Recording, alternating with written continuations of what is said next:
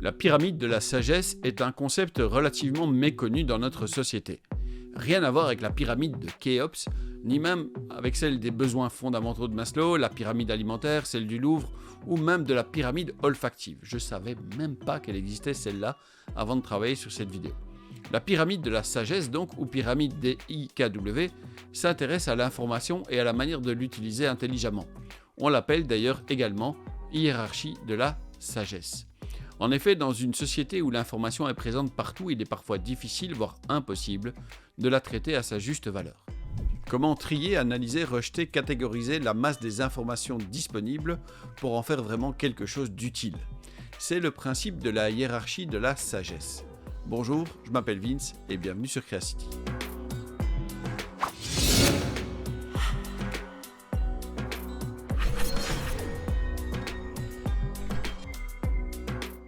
« 80% des gens qui regardent cette chaîne ne sont pas abonnés.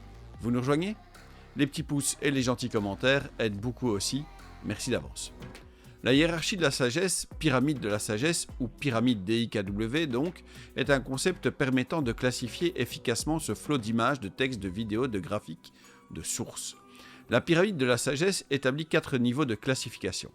On a d'abord les data, les données brutes. Ensuite, les informations, quand les données sont regroupées, vérifiées, harmonisées, comparées, puis transformées, devenant par là même des informations. Vient ensuite le knowledge, la connaissance, qui implique que l'information est remise dans son contexte et comparée avec d'autres sources.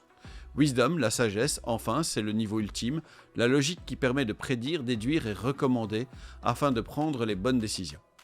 Pour bien comprendre ce système pyramidal, les données génèrent des informations qui donnent lieu à des connaissances qui, à leur tour, peuvent engendrer la sagesse. Autrement dit, le passé est analysé sous toutes ses coutures, selon différents points de vue sélectionnés, pour anticiper le futur. La paternité de la pyramide DIKW est souvent attribuée à Russell Ackoff, théoricien américain de l'organisation. Cela dit, avant lui, bon nombre de chercheurs s'étaient penchés sur le concept de hiérarchisation de l'information. Il existe donc de nombreux modèles, idées et argumentations sur le sujet selon que l'on intègre ou non certains paramètres. Certains font peu de cas des données, d'autres ne poussent pas leur classification jusqu'à l'étape de la sagesse. D'autres encore estiment que le traitement des données n'est pas possible sans une certaine sagesse acquise au préalable. C'est un peu une histoire de poule et d'œuf. Faut-il avoir analysé des données pour acquérir de la sagesse ou faut-il avoir acquis de la sagesse pour analyser des données? Il n'y a pas non plus de consensus sur les différentes définitions et processus utilisés dans ce modèle, ce qui ne facilite pas l'uniformisation du concept. C'est un peu comme le growth dont on parle dans une prochaine vidéo. Tout le monde en parle, mais personne n'en dit la même chose que son voisin. C'est un peu comme le foot aussi, mais je digresse. Sans rentrer dans des débats scientifiques ou idéologiques, concentrons-nous sur l'intérêt, l'utilité ou même la nécessité, aujourd'hui, d'une telle hiérarchisation de l'information. Qu'est-ce que la hiérarchie de la sagesse? Pourquoi utiliser la pyramide de la sagesse? Notre société fait aujourd'hui face à un flot d'informations continues, parfois nommé surcharge informationnelle ou infobésité. Aucun cerveau humain n'est capable de traiter l'ensemble de ces sources jaillissantes et doit donc faire des choix quitte à passer à côté de sujets importants.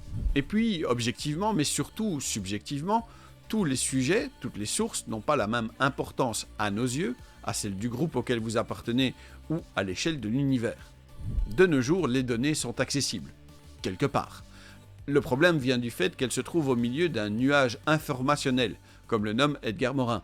Ce n'est pas parce que la donnée est là, quelque part, que l'on peut la percevoir ou y avoir accès, qu'elle peut être considérée comme une information qui nous amènerait à la connaissance ou mieux encore, à la sagesse. La donnée est la particule élémentaire, l'alpha de toute sagesse naissante, mais aussi de toute stratégie commerciale. La data est reine depuis que Google a compris que le vrai produit qui rapporte, c'est nous. Il y a 2,4 millions de chômeurs en France. Est-ce que c'est une bonne nouvelle ? Tout dépend du nombre de Français, de la progression de ce nombre, des objectifs, ou même des critères qui, selon les époques, ne sont pas les mêmes pour qu'une personne sans emploi soit considérée comme chômeur. Tout dépend de votre point de vue. Le politique au pouvoir essaiera de vous dire qu'on progresse. Ceux de l'opposition, qu'on régresse. Et le SMIC. Le SMIC, en France, est à peu près 1 500 €. Peut-être un peu plus maintenant. Et ça représente une somme importante dans la plupart des pays. Mais est-ce un montant brut ou net ? Et puis surtout, il faut le comparer au coût de la vie. Logement, nourriture, enseignement, soins de santé, loisirs même peut-être. Et si on le compare à d'autres pays à niveau socio-économique équivalent. Et la donnée est-elle fiable? Il faut, et c'est le nœud essentiel du problème, juger de la fiabilité des données? En qui peut-on avoir confiance? Qui vend des salades? Qui est digne de foi? Qui raconte n'importe quoi? Peut-on faire confiance à ceux qui font confiance? Diplôme, expérience, titre, fonction, belle gueule? Ouais, je sais. Allez, arrêtez, je vais rougir. Notion, en combinaison avec Readwise, permet de regrouper en un endroit votre veille sur différents sujets et à faire les regroupements nécessaires. Le problème dans le contexte actuel est que personne n'a plus confiance, ni en rien, ni en personne, puisque tout le monde est autorisé à dire n'importe quoi sur n'importe quel sujet ou presque. C'est le prix à payer pour la liberté d'expression, droit indispensable s'il en est, pendant primordial au discours de l'État qui peut être lui aussi sujet à, disons, questionnement. Et je ne parle même pas des fabulateurs tragiques, des abracadabrantesques complotistes, des visionnaires borgnes et autres intellectuels autoproclamés. La question des sources est un sujet complexe, personnel, explosif, compliqué, et je ne prétends pas avoir toutes les réponses, les meilleures sources et la vérité innée en toute chose. Quelques pistes néanmoins pour s'en sortir peu ou prou. Prenez le temps. Multipliez les sources, diversifiez les sources, critiquez les sources, lisez pour comprendre, pas pour vous émouvoir. Posez-vous des questions pour ne pas rester un simple consommateur. Partagez, ouvrez-vous à la critique, recommencez. Bien évidemment, à ces prémices, la hiérarchie de la sagesse n'a été conçue que dans le simple but de comprendre le cheminement de l'information entre la donnée et la sagesse. Il est important de comprendre que chaque étape doit être réalisée à la suite de la précédente en utilisant un certain savoir qui n'est pas toujours accessible à tout le monde. Avant d'atteindre la sagesse dans un domaine, il faut des heures de travail et des milliers d'informations accumulées. Mais aujourd'hui, la pyramide DIKW est particulièrement utile afin de gérer les systèmes d'information.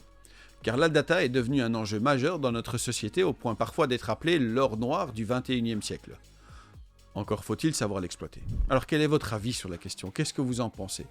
Quelle est votre vision de la sagesse vis-à-vis de l'information? Laissez-moi des commentaires en dessous. Je sais que le sujet est compliqué, qui va peut-être amener à plusieurs discussions difficiles, mais je pense que c'est ces discussions-là justement qui sont importantes. Encore une fois, je m'appelle Vince et je vous remercie d'avoir regardé cette vidéo. N'oubliez pas d'aimer, de commenter, de partager, de vous abonner et de faire sonner la cloche. Soyez sympa dans les commentaires quand même, malgré tout, parce que les trolls c'est uniquement chouette quand ça danse, ça chante ou ça fait des câlins.